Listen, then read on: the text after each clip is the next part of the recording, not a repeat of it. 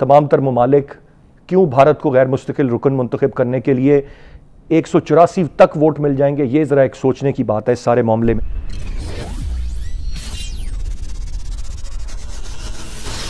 Hello guys, जय हिंद। आपका अपने यूट्यूब चैनल हिंदुस्तान स्पेशल में हार्दिक अभिनंदन।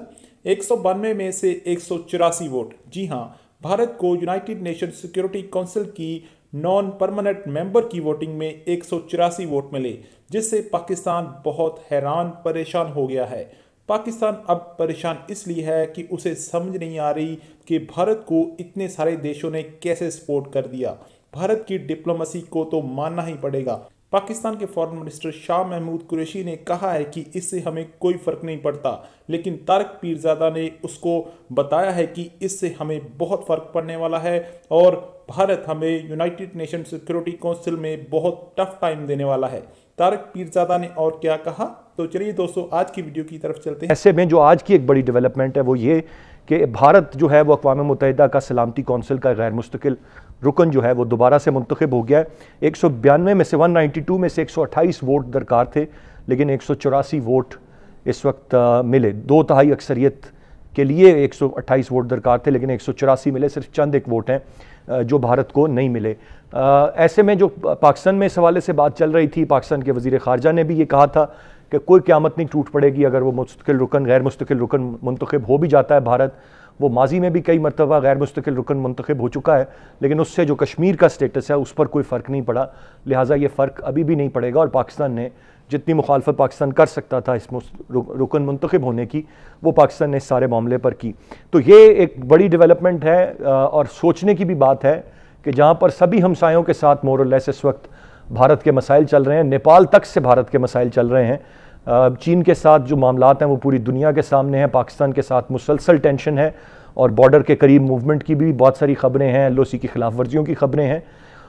तो जो मकरू चेहरा है भारत का वो नज़र आते हुए भी तमाम तर लोग, तमाम तर ममालिक क्यों भारत को गैर मुस्तकिल रुकन मुंतखब करने के लिए 184 तक वोट मिल जाएंगे, ये ज़रा एक सोचने की बात है इस सारे मामले में। आपसे जानना चाहूँगा सर, ये जो मामला है, शाह महमूद कुरैशी साहब ने फ्लोर ऑफ द हाउस पे कहा कि कोई आसमान नहीं टूट पड़ेगा अगर वो भारत मुंतखब हो जाता है सलामती कौंसिल का गैर मुस्तकिल रुकन। वो आज मुंतखब हो गया, लेकिन मुझे जो मेरे लिए एक सवाल है जो वरीसम है कि 2/3 अक्सरियत के लिए 192 में से 128 वोट दरकार थे, 192 में से 128, लेकिन मिलते 184 हैं। ये सर एक बड़ा वाज़ेह पैगाम है कि दुनिया जो कि देख रही है भारत के मामलात, जो उसके हमसायों के साथ तमाम तर चीज़ें, उसके बावजूद इतने ममालिक की हिमायत होना भारत को, ये थोड़ा सा वरीसम है। तारिक पीरजादा साहब, आप कैसे देखते हैं बिलखसूस ये जो अक़वाम मुत्तहिदा की सलामती कौंसिल की जो मेंबरशिप है, गो कि ये गैर मुस्तकिल है लेकिन फिर भी इस पे मुंतखब हो जाना भारत का, और ये पहली मरतबा नहीं है, माजी में भी हुआ। आप इत्तफाक करेंगे शाह महमूद कुरैशी साहब ने जो बात कही कि हो भी जाता है तो कोई आसमान नहीं टूट पड़ेगा, और ये पाकिस्तान को इस पर ज़्यादा सोचना नहीं चाहिए क्योंकि ये एक ऐसी पोजीशन है जो परमानेंट नहीं है। असल में जो हमारे वजीर ख़ारजा का जो लुगत का इस्तेमाल है, सिफारती इस्तिलाहात का, वो बड़ा गैर ज़िम्मेदाराना सा है। वो एक आम आदमी की तरह बाज़ औक़ात गुफ्तगू कर देते हैं, चाहे वही बात किसी बेहतर अंदाज में कही जाए तो शायद इतनी भद्दी और बुरी ना लगे, तो मैं उनसे मुत्तफिक नहीं हूँ। पहली तो बात यह है, मुझे शाह महमूद का जो अंदाज है, उसके इस्तिलाहात हैं, और असल में वो तो पंजाब के वज़ीर आला बनना चाह रहे थे, मजबूरन वज़ारत ख़ारजा उनके हक में आ गई। अब आ गई वो चीन यूनाइटेड नेशंस वाली बात।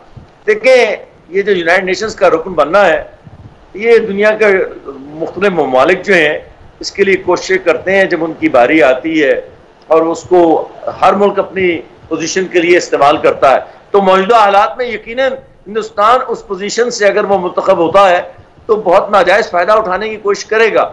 लेकिन आप याद रखें कि इसी यूनाइटेड नेशंस में चीन जो है मुस्तकिल मेंबर है, और मैं ये समझता हूँ कि जहाँ भारत को, मेरा वो पिछला नुक्ता नज़र है, उसको अपनी पोजीशन दुनिया में बनाने की फिक्र है।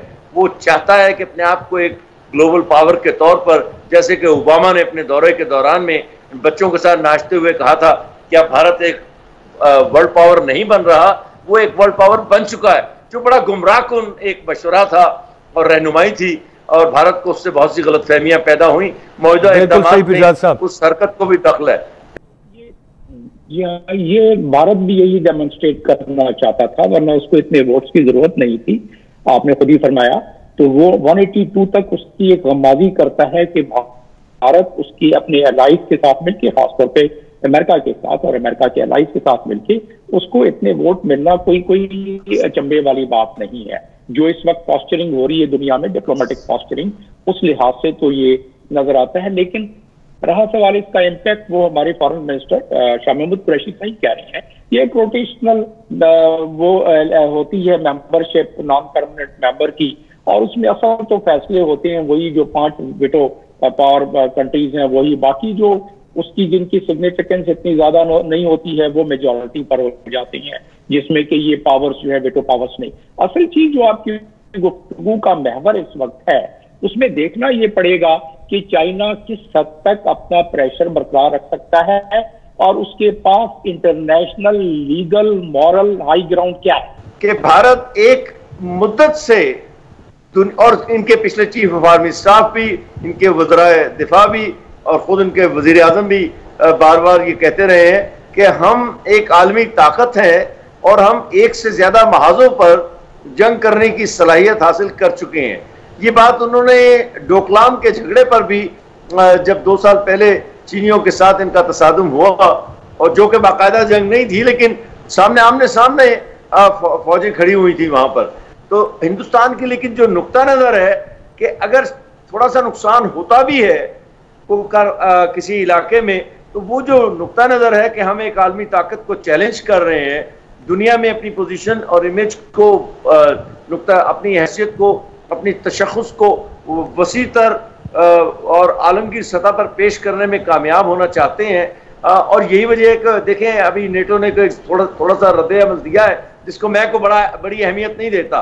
नेटो तुर्की को नहीं संभाल सकती, तो शायद इस इलाके में चीन के साथ वो लोग क्या कर सकते हैं आकर, कोई हैसियत नहीं है। और अफगानिस्तान में इस वक्त मजमूई तौर पर अमरीकियों की और नेटो की अस्करी कुव्वत इतनी बड़ी मिक़दार में मौजूद भी नहीं है कि वो किसी किस्म की कार्रवाई में कोई हिस्सा ले सकें।